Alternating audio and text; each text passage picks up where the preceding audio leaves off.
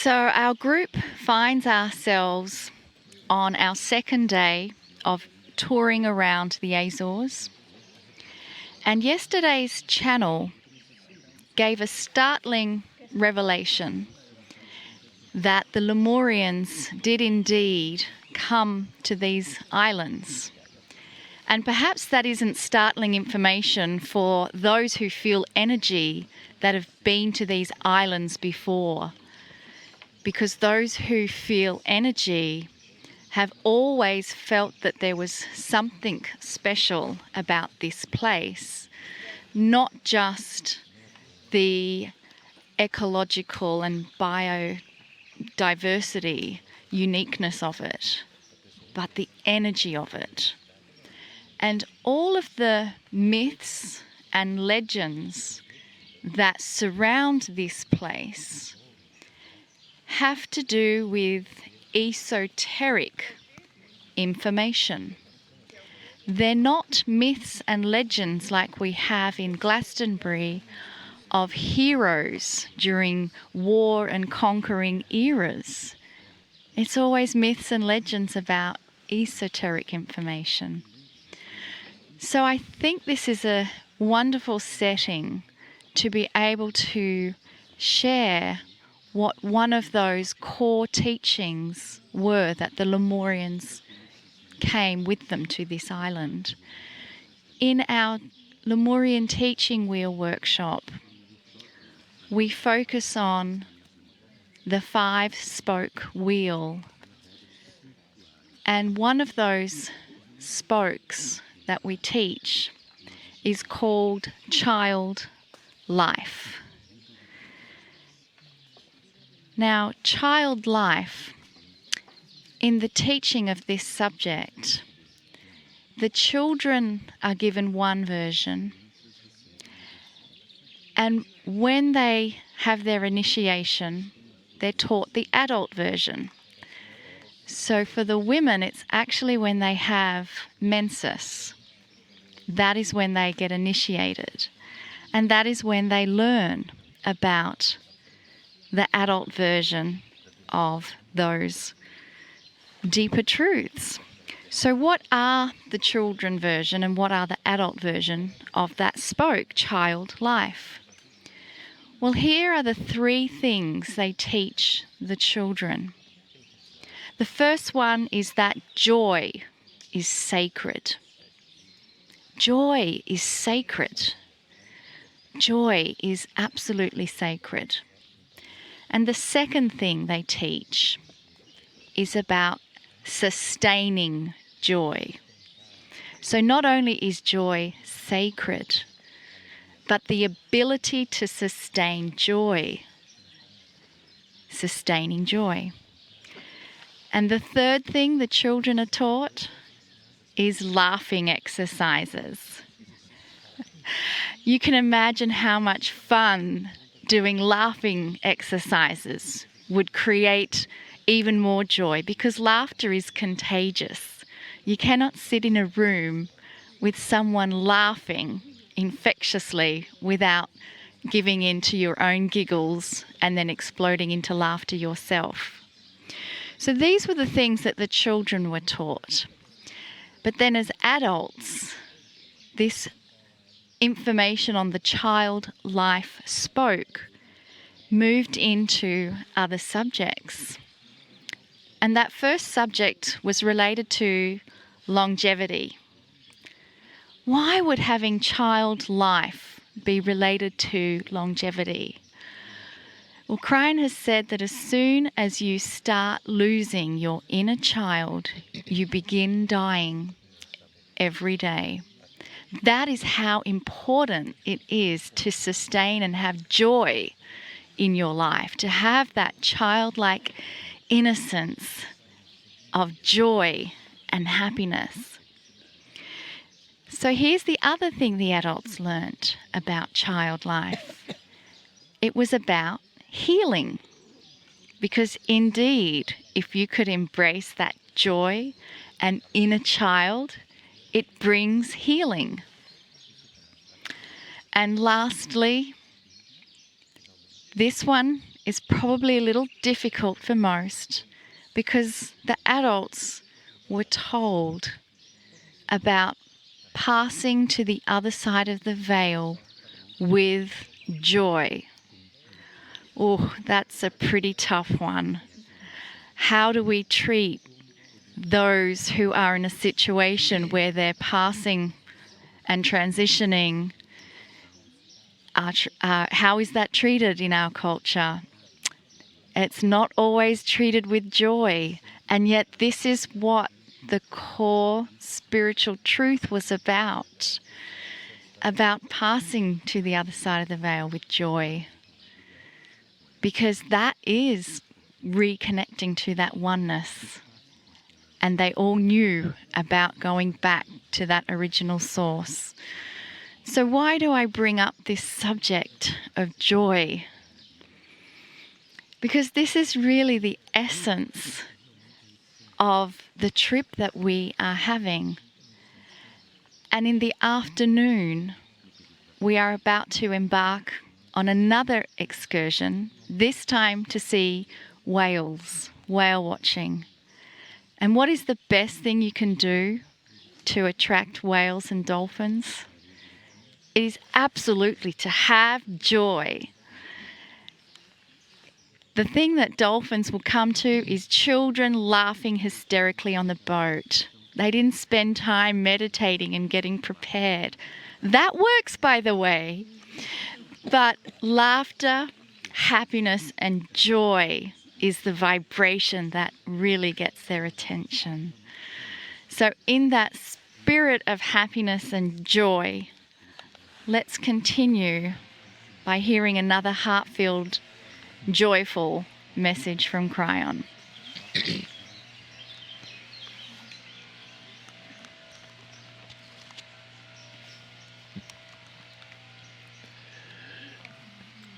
Greetings, dear ones. I'm Kryon of Magnetic Service. This is the second channel in that which you call the AZORES.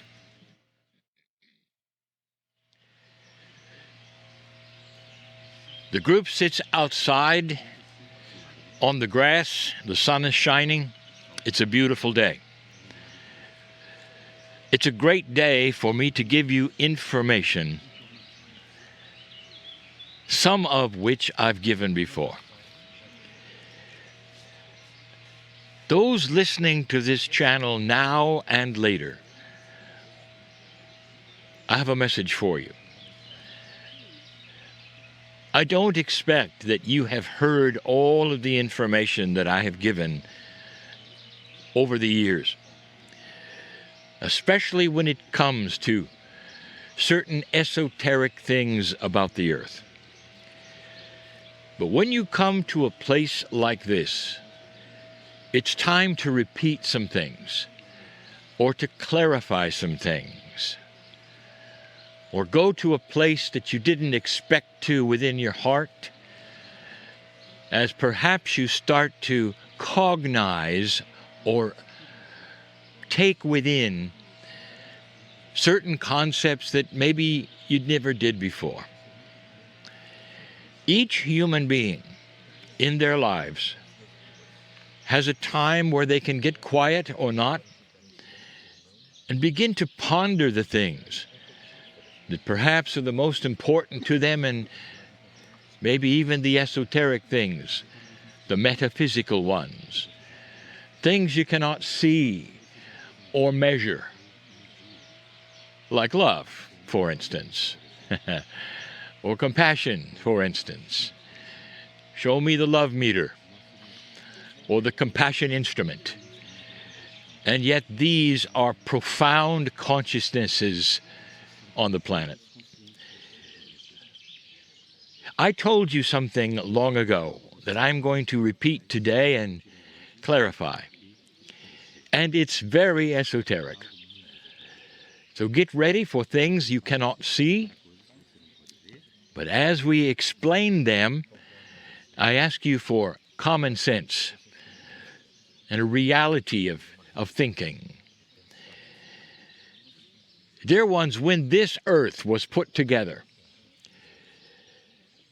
and the creation of humanity's spirituality happened, your creation story, the earth also had changes, not just the humans. You have 3 grids that I have spoken of. There's actually more, but I have spoken of 3. A physical one, which you call the magnetic grid, which does far more than you think. A second one called a Gaia grid, and another one called the crystalline grid. Now we call these grids, but do not then linearize it and see them pasted upon the earth in some strange linear fashion. Think of them as part of the planet. Think of them as perhaps glowing in a certain way with the planet. Don't put them as a structure, or you'll lose the emphasis of this message. Now let's talk about something. We have spoken to you of the Gaia grid. Now, I want you to use not just your imagination or your esoteric mind, but your logic. If you are someone who is called a tree hugger, do you feel anything from this earth as you walk along and look at the majesty of the mountains, or indeed hug a tree? I want to ask those sensitives, is there anything there? Or are you just enamored with the plant? Do you feel communications from the planet to you in any way? Not perhaps in words, but in emotions or consciousness or anything? And the answer is yes. Yes. There are so many who use this planet and the energy of it to help those around them. They actually know that there's energy around the planet that speaks to them in certain ways. Did you know that the Gaia grid actually interfaces with astrology? It's the only way you could have astrocartography work. There are energies you cannot feel all the time, but some sensitives are very aware of them when they want to be. That's the Gaia grid. So use your logic for a moment before we go to the next one. There is an energy transmission that happens from the earth to you. How do you explain it? The earth has sentience. It's Mother Earth. You might even say there's a form of a consciousness of this planet. Now, does that interface somehow with the magnetics of the earth? The answer is yes. Every grid works with the other one in complex ways. And now we get to the most esoteric of them all, the third one. It's called the crystalline grid. You cannot see it. Scientists will not admit it. And it's very, very metaphysical. Now we're going to describe what it does. And then I'm going to enhance that description with a couple of examples. The crystalline grid of this planet is the one that remembers. Now, you know why it's called crystalline, don't you? What is it in physics, in crystals, that you know? You know that this particular stone, if you want to call it that, among all others, is capable of storing frequency. It's even used in electronics. And so the crystalline grid is named this way, for it stores something. It stores human consciousness, and it's localized. Let me explain. Let's take a sensitive for a moment. Now, a sensitive is a human being who can sense energy around them. And let's ask that sensitive to walk into a field and tell us what has happened there. And sometimes that sensitive will say, I don't feel anything. Or the sensitive might think and say, oh, there was something here, and how beautiful this was. But if you take them to a place that used to be a battlefield, even if it's unmarked, they may even fall to their knees and weep, because they are sensing the battle. Now, are they sensing fear? Are they sensing the death that happened, the despair, the sorrow? Or are they sensing the consciousness of a person who might be in battle or passing over? I'll get to that in a moment. But follow my logic. What is that the sensitive is feeling? And you might say, well, something happened here, and so they're feeling it. That is not a good answer. That's not a practical answer. Let's say I'm a physicist. Let's say I'm a physicist who understands that there's energy in the ground because I'm watching people weep when they walk there. The physicist will ask the question, what is the energy transmission? How is this possible that a battle from hundreds of years ago would affect a human today who is simply walking through? That, dear ones, is the crystalline grid. There is a grid that remembers human consciousness. And that human consciousness can be anything. It can be a battle, and so much more. I want to tell you about consciousness. People confuse it with emotion, and it isn't. Your world wars were dramatic, sorrowful. The horror of the planet, all wrapped up for you to look at and see. At the beginning of World War I, 1914 actually, the Pope declared a truce at Christmas. And as the stories will have it, and the legends would have it, that day, on the Western Front, in many places, the battle ceased. And that the soldiers even would come out of their trenches and exchange supplies, perhaps coffee. Some say there were even gifts, although that is not exactly what happened. There have been many exaggerations, but dear ones, it did happen. And the fighting stopped. And the men indeed came out of their trenches and looked at one another. There was one instance where they sang a Christmas hymn together. Now here's what I want to ask you. What kind of a truce was that? And the answer is this. No matter what the differences were in those soldiers, they had a commonality. And their commonality was their belief system of the sacredness of the Master of Love, the Christ. They were Christians.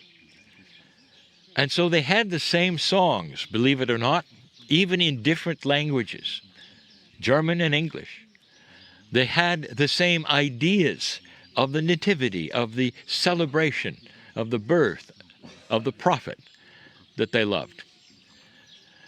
And what was it then that brought them together? And the answer is obvious. It is the consciousness of the compassion of love. It wasn't political. It wasn't a truce so that those on both sides could look at it differently. It wasn't. It was a cause to celebrate a consciousness. This is what we're talking about. This is the power of love, of consciousness, that would allow the ceasing between two enemies in battle that lasted and lasted, and then they stopped and sang songs for a little while. That's the power that we speak of. Let's go to Lemuria for a moment. The island of Hawaii, the big island of Hawaii. It's very similar to this one. There is volcanic activity today. There are places that steam just like here. Can you feel, perhaps, that there is a connection even to that place and this one as you walk, even if you have not been to the other? Perhaps you can relate. And on that island there is a place called the City of Refuge.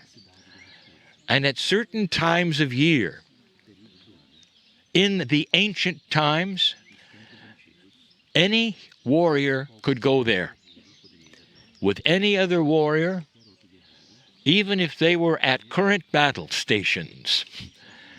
Indeed, there were wars in Hawaii in the latter part, not the Lemurian part. And that is what I speak of. They both could go there at certain times of year, shake hands, sing songs, have food together. Everything was forgiven at that moment. Others who were not warriors would go there, who had done bad things in their life and had low consciousness and were starting to think about what they had done. And they could go there and be safe, in complete safety of being persecuted for anything. A city of refuge. Dear ones, what would this be? Why would this be? Because at some level, human beings came together and said, we need a place where we celebrate the consciousness of forgiveness, the consciousness of love and compassion, where nothing really matters but love. These are the examples I wanted to show you of what consciousness does to humanity. High consciousness of love and compassion is one of the strongest energies anywhere. It comes from the creative source, dear ones. It comes from the angels, dear ones. And why is this important? Because of what I told you about here. The crystalline grid is pure here. And what I mean by that is there have been no wars, and there have been no battles, and there have been no horror here. Whether it's the ancients or the current civilizations, this is pure. What has happened here is that the ancients carried here truth and joy and teaching and beauty. And the crystalline grid in this place radiates that.